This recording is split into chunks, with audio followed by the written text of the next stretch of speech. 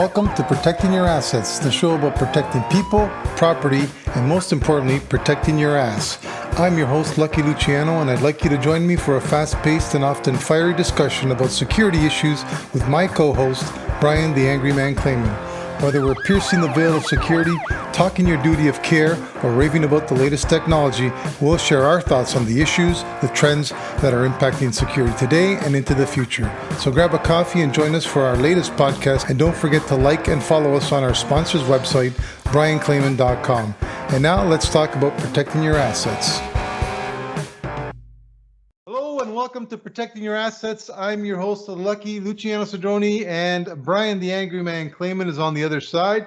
As always, we're going to be talking in episode 39 about some technology and the proper way to deploy it, or making sure you deploy it in its best or most effective way. But before that, as usual, we're going to talk about what's keeping us up at night, and there's been no shortage of material over the last few weeks, as I'm sure we're going to get into. So with that, Brian, turn it over to you. What's been keeping you up at night? I know we've been away for a couple of weeks, but hey, life gets busy, so it is what it is. We're back, and I'm excited to talk. Yeah, I'm glad that your wife bailed you out. It's nice to have you back in the saddle again. What's keeping me up at night is a little bit sober. It's the mess in Ukraine. It's just the images that you see on TV are tragic. It's also, for me, very disconcerting that I thought, you would have thought the world would have learned anything. And if you would have said in the 21st century there would be wars, just like the wars in the 20th century, the old-fashioned battlefields in Europe, Western Europe, I wouldn't have believed you. The thing that really upsets me is that everyone is front and center now. Like our prime minister, for example, I almost think that this is sort of a blessing to him because it took him out of the spotlight of the Freedom Convoy and all that stuff, and allowed him now to pretend to be a statesman. And it's just frustrating. Well, he's an actor, so he can only pretend. Well, that's right. He's an actor. The thing is, President Zelensky is an actor, but he actually produced. Yeah, you're right. He actually is a man of integrity. Now, listen, our prime minister, I'm glad that he's taken a stand, but you would think Canada is leading the charge.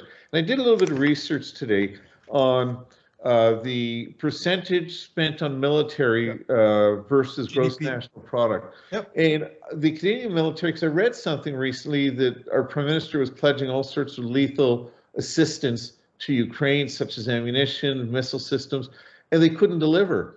And they had these retired generals saying the reason they couldn't deliver, not because they didn't want to, because we didn't have enough. Yeah. We didn't have enough because we don't support our armed forces. And, when you don't need it, it doesn't really matter, but you never know when you're going to need it. And now we're not positioned to do it. So some of the numbers I saw that was interesting. Australia spends 2.1% of their GDP on military. The United Kingdom spends 2.2%. The United States, no surprise, largest in the world, not largest actually in the world, surprisingly, some of the Middle Eastern countries are, 3.7 of GDP, but their GDP is so great that 3.7 is a lot. NATO is asked that to be a member of NATO, you got to send 2% of GDP. Canada, as of 2020, spends 1.4%. So we spend a pitiful amount on defense. There we are trying to show the world what a great middle power we are, and we can't even deliver on the promises that we make. And one more stat I found interesting, the average, when you take all the countries in the world GDP, it's 2.4 is the average. That's from Botswana to Iran to Russia to China, and we're at 1.4. So, now I heard in the news just recently, the government said, our Minister of, it's not External Affairs, whatever we call Melanie Joly, that we're going to increase what we're spending on military. I think that's good. I think that's long overdue. And just to end, what keeps me up at night is that the consequences of the inactions or the ineptitude of leaders are causing real suffering in Ukraine, and it shouldn't have happened. Yeah, we haven't learned anything. And, if history teaches us anything, is that we are condemned to repeat it. Everyone knows the saying, and it's the reality. I was listening to a general on the talk show as I was driving around today, talking about how it took us basically the first half of the last century to figure out that you got to stand up for your freedoms and fight for others and things like that. And then it took us the latter half of that century to basically forget all the effort that went into preparing our young soldiers to go off and fight those wars. And we just let our armed forces decay to the point where it's become a joke. And I really feel for the members who are in there, because they legitimately want to make a difference. I think they go out there and they want to help other countries. They want to make a statement. They want to represent Canada. But when Canada's giving you a pop gun instead of a proper gun, it's hard to do that. And just to finish off on my comments, what's keeping me up at night, because I agree. I mean, if Ukraine isn't keeping you up at night, I don't know what type of person you are, because there's innocent people losing their lives over there. Basically for a bunch of clowns who are, it's ego and money and all that terrible stuff that we all talk about. But one of the common trends or themes that I heard on the radio today when they were talking about this, because the question was basically, if the government wants to spend more on our military, would you be prepared to pay more taxes, right? The typical Canadian approach, right? It all comes down to taxes. And the amount of ignorant people calling in to say that we have no real threats against Canada. Yeah, you're right. There's nobody on our doorstep that's going to come in and invade us. But it just shows you how naive the Canadian psyche is to think that that's all your military stands for. And only a couple of guys managed to get on the air and actually talk some sense. Who's going to protect that Northwest Passage, which is going to become more and more critical as that ice drifts away. More and more countries are going to want to use that. And we've got no capacity to go in there and enforce it. It's our freaking passage. And we can't even get out there. That's a military role. And the definition of sovereignty is having the ability to enforce the territoriality and integrity of the country. Exactly. And while we've been sleeping, and you talk about keeping you up at night, while we've been sleeping at the wheel, because that's what we're doing, we're too busy tapping ourselves on our back, as our prime minister is so great at doing, how awesome we are. The Chinese, and I don't know if you've heard this, Brian, but the Chinese have built, there's this accepted, and I don't know if it's the Geneva Convention or whatever, but it's certainly international law that countries have 200 miles out from their coastline. That's your property. That's your ocean, sovereignty, portion of the ocean. So what the Chinese have done is they've built artificial islands at that 200 mile. And so by definition, they're extending their boundaries by 200. Now, of course, the world and the Americans are going to dispute that. But while we've been focused on the Ukraine and talking about how great Canada is, they've built those islands and they've fortified those islands. So you think we're just going to walk in there and tell them that they don't have any rights on those claims? It's going to be a shit show going forward. And that really keeps me up. I really think it comes down to it's a generational thing. And what I mean by that is that our education system is so poor. Kids do not learn anything in school. My own kids, when I talk to them about the October crisis, when the FOQ were very active in Quebec, and Pierre Trudeau, Mr. Trudeau Sr., invoked the War Measures Act. I mean, that was dramatic. It was an actual, apprehended insurrection. At the time, because I lived through that, it was real and it was scary. You could look at it today and see that the FOQ really didn't have the ability to operationalize the plans, and it was an overreach of government. You can say that looking at it from today's eyes, but it wasn't. There was real concern of an apprehended insurrection occurring at the time. So my own kids, I talk about the FOQ crisis. I talk about World War II, about Nazism. They don't learn that in school. No, I don't know what they learn in school. And what happens is, you talk about history repeating itself. You've got to keep the stories alive. If you look, for example, at the Civil War, after the Civil War, brother fighting brother, North and South, will never do it again. And then comes Donald Trump, and it's not North and South, but it's Republican Democrat. Yeah. And we have SARS, and we're never going to be caught unprepared again. And in like less than a generation, we're caught unprepared again. We had World War II, and we said, okay, Canada will never be a soft power again. We'll always be able to protect ourselves. We can't do that. We had the Holocaust. We said never again. And then we had Rwanda, and then we had Bosnia-Herzegovina, and now we have what's happening in Russia. This is no surprise to an old guy like me and a middle-aged old guy like you that maybe is more worldly or have lived through some of these things. But I don't know the stories are not being told. And just No. take it back one more thing. If you look back in biblical times, okay, the whole point of the Bible and the whole point of the scriptures was just to pass down from generation to generation the story so it wouldn't die. We somehow lost that ability to pass down the story so we can replicate the good stuff and avoid the bad stuff. Well, I'll take it even one step further. Not only have they lost the ability to tell the story as it was, they've changed that story to suit the new narrative. And that to me is even scarier. I think I've told you, and I talked about it maybe on a previous episode. I've watched my kids, they showed it to me because I couldn't believe it.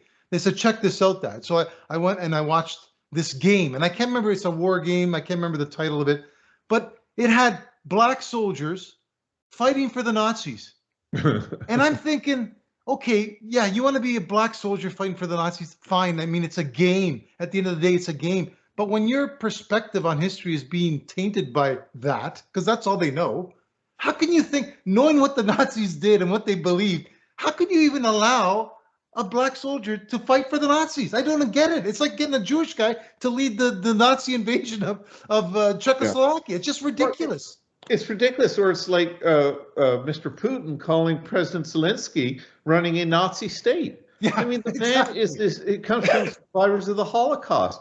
This fake narrative, this fake news is really scary. I'm just amazed that Russian propaganda is able to make many people in the Russian Federation, believe it's a righteous war. The head of the Russian Orthodox Church came out the other day saying that this was a holy war, that he supports the president entirely, based on the dribble that is the official dribble that's coming out of Moscow. And I would have thought with social media, the 21st century, we can counteract that, but seemingly we can't. Russia's becoming like a hermit state. I don't know how they do it, but they put blinders on people, and they just don't listen. And even the soldiers that are calling home or come back wounded, they're not being listened to. Yeah. That keeps me up at night. I'm worried about the future. Yeah, it's a TikTok generation. It's a 2-second clip, and that's everything. You don't dig behind it. You don't check if it's true. It's completely outlandish, and you accept it at face value. I don't know. And it goes back to the education system. They don't train. They don't teach anymore. What's the word for it? Like investigative. Yeah. This is the word, and that's it. Like, there's don't no question it. Listen, I appreciate the freedoms I enjoy. Okay, I didn't have to put it on the line. I haven't fought in a war. Okay, but I appreciate the life that I have. It's an accident of birth that I was born in Canada, not some other country. But I value that. I appreciate it. What concerns me is that generations after mine, because they've never known adversity, and their parents haven't known adversity, that they think that what we have, we will always have, and we won't. If we don't protect it, it may not be here. I just, I'm going to end it off with one more thing, because you triggered my memory, because I was thinking about it the other day. I got an app. I'm sure, we've all got news apps. I use Flipboard in the morning. I go through there, and you got your news feed. And it just, the other day, I'm flipping through, and I realized how absurd it was to be looking at one page, and you're talking about the Ukrainians, hypersonic missiles, nuclear war, all these things. And then I flip it, and you're talking about Kanye West, and, he can't appear at the Oscars, and this person's wearing a fantastic dress, and oh my God, it's so, controversial. I'm like, something's really fucked up. Like, it really is. We have lost perspective in the West. We really have. Entertainment Tonight and the Canada, ET Canada, and all that type of stuff. Okay. Yeah. What amazes me is I'll sit through the 6 o'clock news about doom and gloom and Ukraine being pummeled, and then ET Tonight comes on. My wife loves it, and they're smiling about Kanye. Like, what a yin yang moment. Okay. Yeah, and if it was value, okay, they're a bunch of freaking clowns. You talk about privilege. Yeah, they got lucky. They worked hard, whatever you want to call it. But at the end of the day, you're just a goddamn actor, right? You're just a freaking musician. You're just an athlete. You're not doing anything to help society beyond your role as an athlete or whatever you're doing. When things are going on to the magnitude of what's happening in Ukraine, and then you turn the page and you're talking about cupcakes in Canada. Like, come on, man. They're not like a doctor. They're not like a soldier. They're not like a nurse. They're not like a security director. We bring value, not Kanye West. Well, Thank God Schwarzenegger gave him a firm finger wagging to tell him off in the Ukraine. I love that. Yeah, I tell you, he's interesting. He's quiet when he's not quiet. He's profound. Not bad for a guy with a bodybuilder muscle type guy. Yeah, he's done well, man. He's quite a deep thinker, and he talks really well. Yeah, yeah. All right, now that we've eaten up half of our time slot.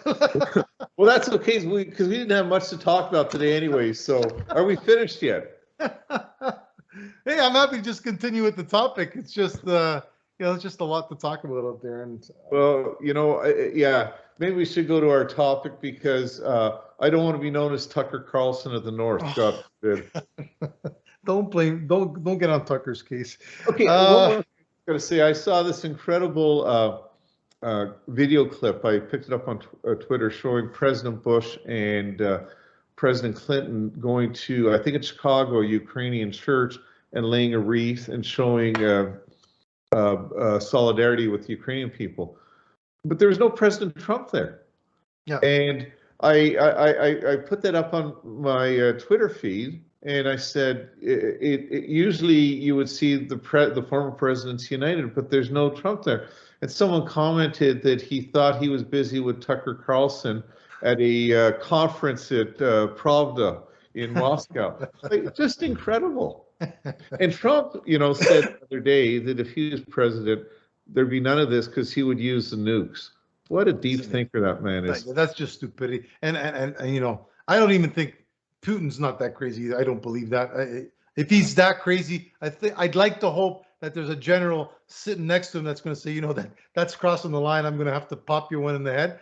I just don't see that kind of craziness. I agree with you. I got to tell you, it did work brilliantly. The minute he says that, then you got the president of the U.S. saying that American troops won't engage. So he really wanted to say, give me space.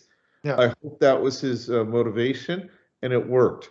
It's the chemical thing is scary, and NATO's response. Like at some point, like President Zelensky says, you got to help us only for the reason you're helping yourself, because once they're finished with us, they're coming for you.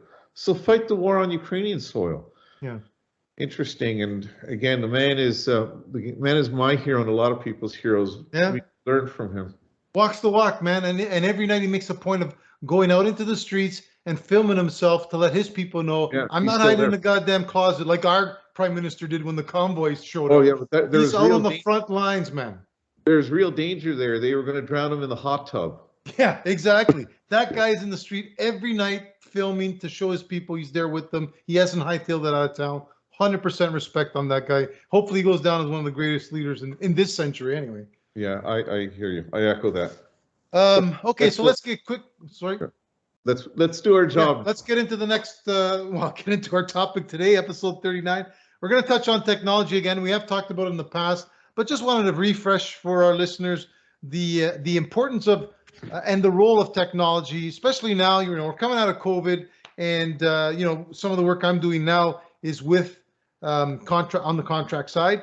So you're starting to see the clients looking for ways to cut costs. And a lot of times they look to technology to do that. It's a lot cheaper than manpower or people power. Technology, cameras don't go down, they don't get sick, they don't have benefits, all that kind of stuff. So all those kinds of conversations are happening now that we're returning back to the office and reopening for business.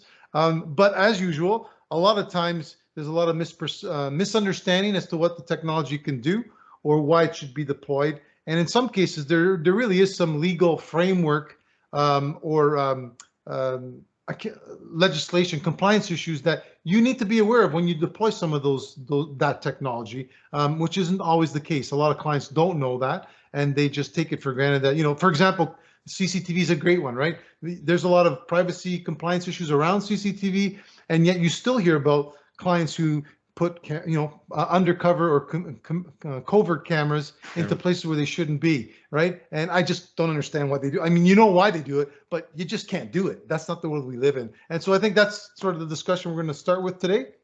Brian? Yeah, I'm going to take a little bit of a different slant. As a security consultant and a long-term practitioner, I find a lot of clients see technology as a placebo, saying that I've got a camera system, everything's going to be okay. And what I try and tell them, and what I sincerely believe is that technology is not a means to an end. It's not. Yeah. It's not the placebo. It really is a force multiplier. And when I use the word force multiplier, the force is people, process, and technology.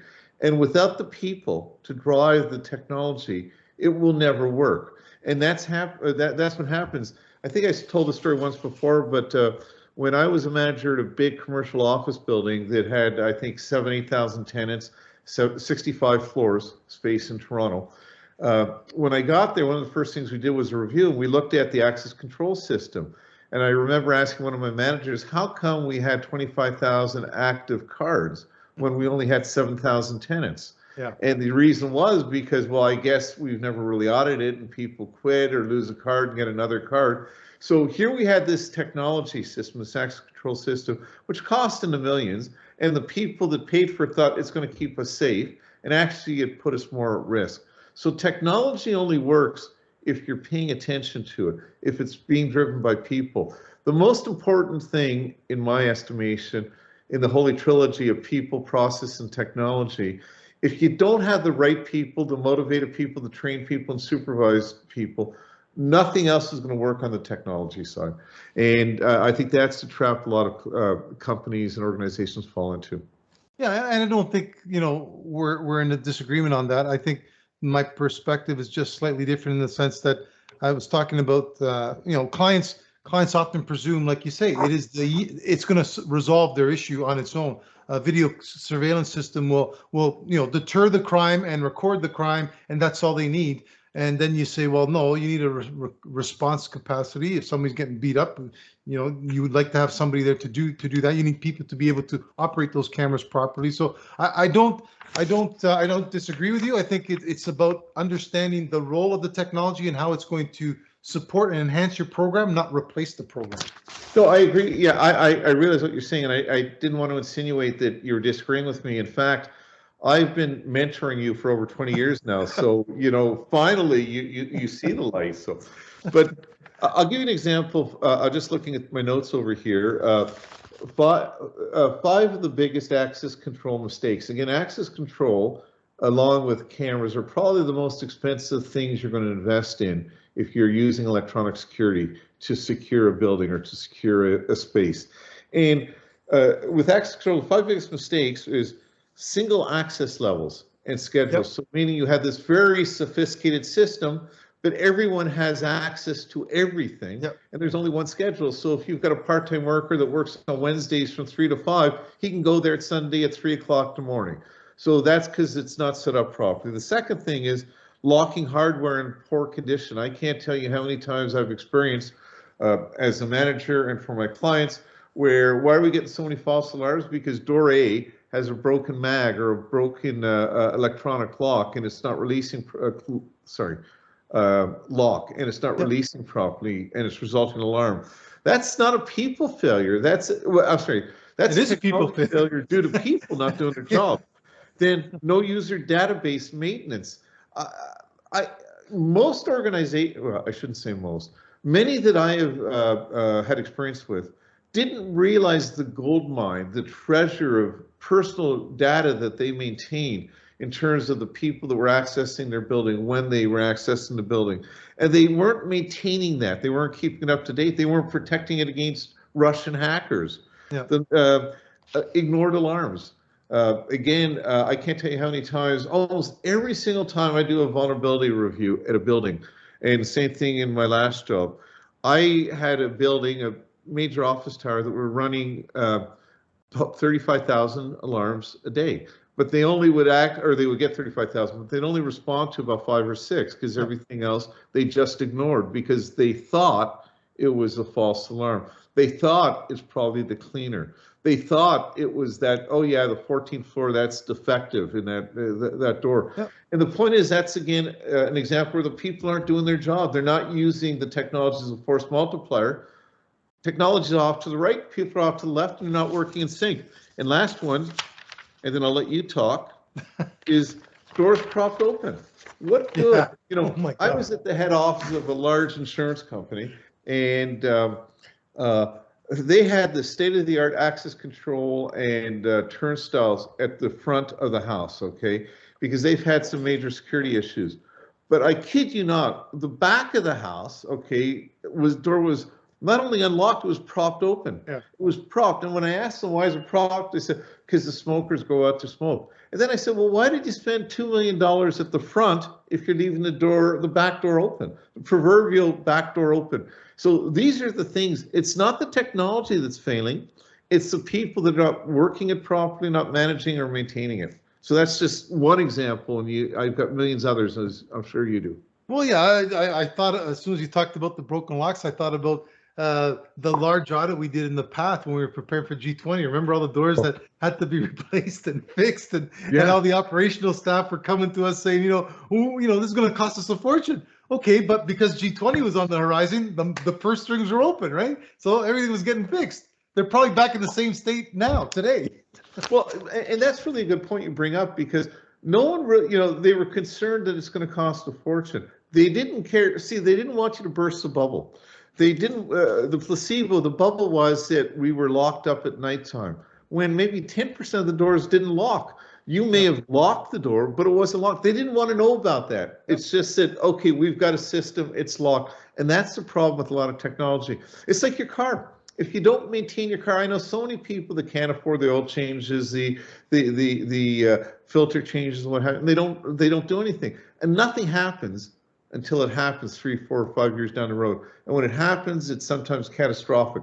No different with the security system. And I will tell you how many times I've had to go into the C-suite to explain or answer the question, well, how did this happen in Winnipeg or Calgary or Orlando? We've got a $200,000 or $10 million system over there. How did the guy ever get in? How come the camera didn't see it? Because the camera hasn't worked for 12 years. Well, the camera's defective? It may have been, but I think the operators of the camera system were more defective. They knew it and did nothing about it, or they didn't even know it. That's the problem. That's the other problem I was going to say. So you talked about the maintenance piece and making sure they're integrated and working, but the other challenge, I think the big challenge in our business, certainly when I went to properties and talked to them about it, or when we went to RFP, usually it comes out during the RFP because you laid out what your expectations are. And then, how many times does the existing provider come to the table and says, well, our cameras already do A, B, and C, but our guys don't know how to turn them on, or don't know how to use them, or haven't been using them, and yet here we are asking for a feature that we already have but never used. And I think the stat was like, most camera systems, they only use like 10% of the features that are available on there. And that speaks to the whole, why are you deploying this system if all you're going to use is that 10%? Get a static camera. I don't need that fancy, a Vigilon 25 MPEG, multi-analytics, all this kind of stuff. All I need is a picture. Then just go spend money on a picture. It's a lot cheaper to get a camera just gives you a picture versus all these analytical tools that you're paying for. Yeah, you're entirely right. I think what we do is we overpurchase. It's like buying yourself, I fly a Cessna 172, but I want a Learjet. Well, I'm never going to use it. I'm not trained to use it properly. It brings me no value, but it does cost me a lot of money. And to your point, I see that all the time. Yeah. People don't use what they have, or they want to upgrade the system when they had it the whole time. And when you tell them you had it, they said, oh, I didn't realize that. The other thing is, we're doing some work for some clients right now. We're doing some policy procedure work and post orders for the guards and everything. And the client wants to understand, well, we've got all this technology. Why don't you have the post orders, have the guards operating this technology effectively? Why don't we have a better response to bomb threats? Why aren't we actively monitoring the cameras so we could respond when there's a purse snatching a problem? I said, quite honestly, because you don't have enough guards. And the guards you have aren't trained. So I'm trying to live in the real world. And although you want this, you're not prepared to do that. You're not capable of handling it. You've got an incredible security system, technology, cameras, alarms, and everything, and it's going to waste. You're not using the functionality. I'm not saying the guard is stupid. What I'm saying is we don't have enough guards. We haven't supervised them. I can write you a post order or a policy of what it is you should do, but what's the point of doing it if you can't do it? I know you want to do it, and you can do it if you make the changes on the manpower side, but you're unwilling to. So let's be a realist. What are you going to do if there's an active attacker, or what are you going to do when there's a protest? Call the police, because your guards aren't able to do anything else. They don't have the training, or they don't have the numbers.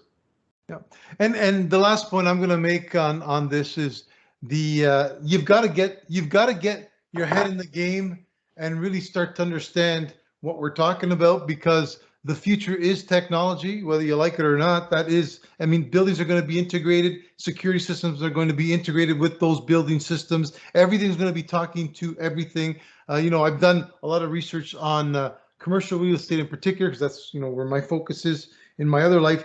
And all these commercial properties are talking about gamification to bring the people into the building.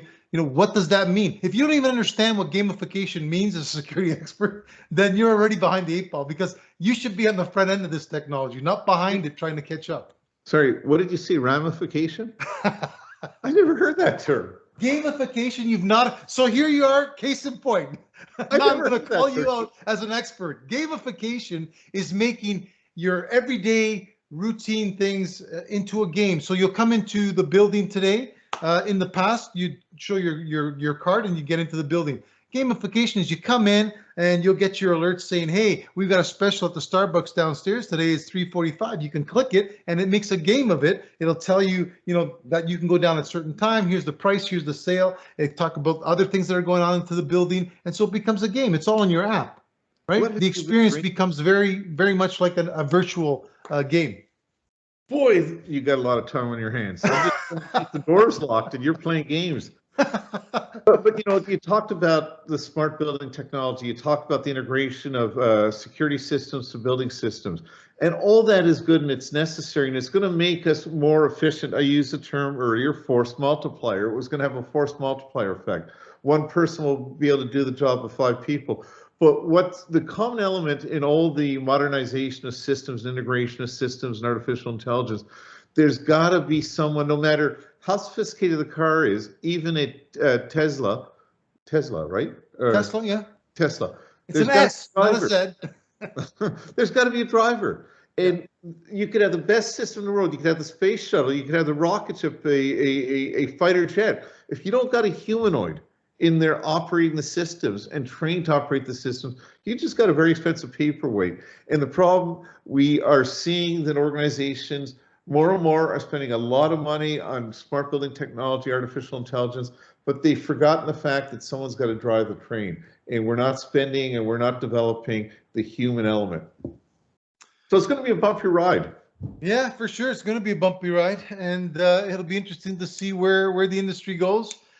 Given the new world that's emerging before us, it's going to be a lot more risky, as we can see, a lot more threats that are changing all the time. They're becoming more dynamic, and the threats are going to be on your doorstep a lot sooner than they used to be, right? Something would happen overseas, it'd take days, months before it became a problem back on the home front here in Canada. Today, that same story is on your doorstep. The next day, you have protesters potentially, people supportive of that cause potentially targeting your building, and all of a sudden it's a problem that you didn't expect. So yeah, I agree, you got to be on the front end of all this.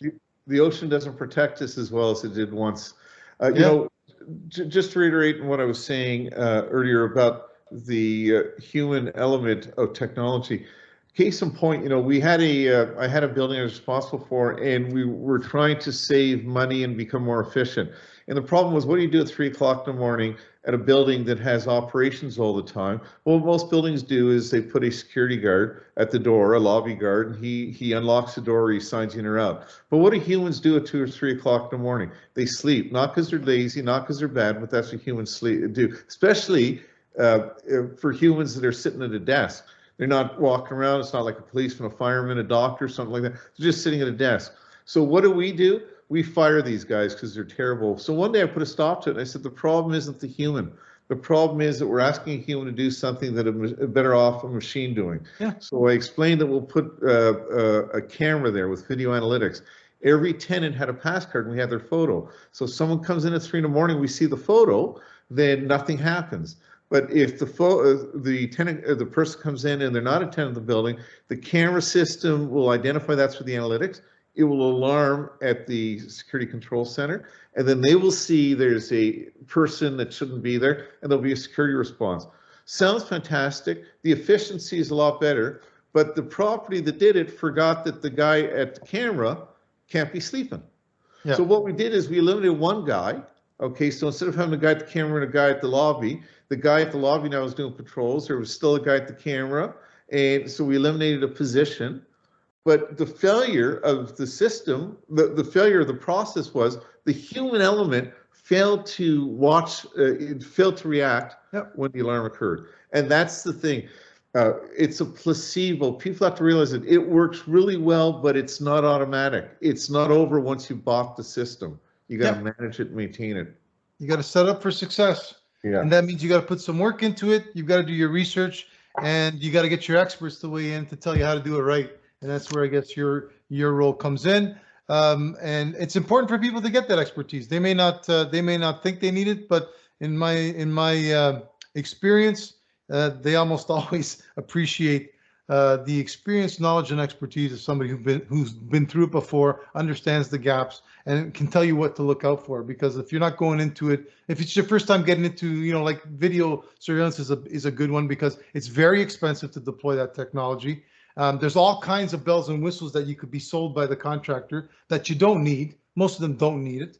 And yeah, the analytics are great, but if you're going to use them, they're great. If you're not going to use them, then you're just spending money throwing it out the window. So that's, I think, the important role of an expert, a consultant, to come in and give you some guidance in terms of how to set it up for success. And to your point, make sure that the people who are going to be supporting that system are able to do it. They have the training, the resources to make it work properly. Otherwise, you're just, it's only a matter of time before something goes wrong. Well, I want to correct one thing you said, that I am certainly not an expert. I think my strength is that I have screwed up so much over my career. I've got the scar tissue that I know what could burn me, and then I share that with the client. We've talked about experts many times in the past. Yep. Although there are many, perhaps, I'm certainly not one of them. But I'm just a generalist. Like, a good security consultant, really, in my mind, has to be a generalist, because if they are an expert in one particular domain, either the engineering side or the guard operations side, I think it's lacking. You need a consultant that could look at the total picture and based on real world experience, make recommendations or proposals, suggestions to the client to address security risks and threats. I'm not even going to argue with that. I agree. You're not an expert. You're just a generalist. The rest of the stuff, you agree on that? I've made a lot of mistakes. You agree on that? All right. With that, it's been a pleasure. Great to be talking again after that little mini layoff we've had. But you know what? I think it was a good episode. Hopefully our listeners enjoy it. If they do, please hit the like button. Share with your friends, please. We're trying to build out our network. We are growing. It's great. It's great to see. But we always can appreciate more support from you out there in Listenerville. And with that, I'm going to sign off till our next episode. Brian, I'll turn it over to you. Just one last thing.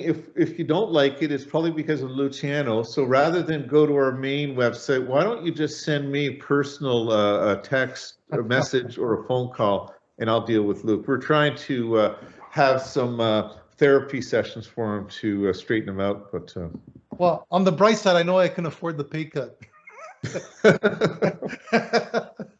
You didn't like the raise we gave you? Oh yeah, I know. What was it? What was it? Yeah. Nothing times nothing equals it's still nothing. Yeah. Oh, it is what it is. At least we had some fun. Yeah. All right, folks. Take care. We'll talk to you in a couple of weeks. Take care, everyone. Bye-bye. That concludes this podcast. We hope you enjoyed listening and will join us in a couple of weeks for our latest episode. Please remember to like and follow us on our sponsor's webpage, brianclaman.com, where you can leave us your comments and suggest topics you'd like to hear about in future episodes. Until next time, thanks for listening, and don't forget to protect your assets.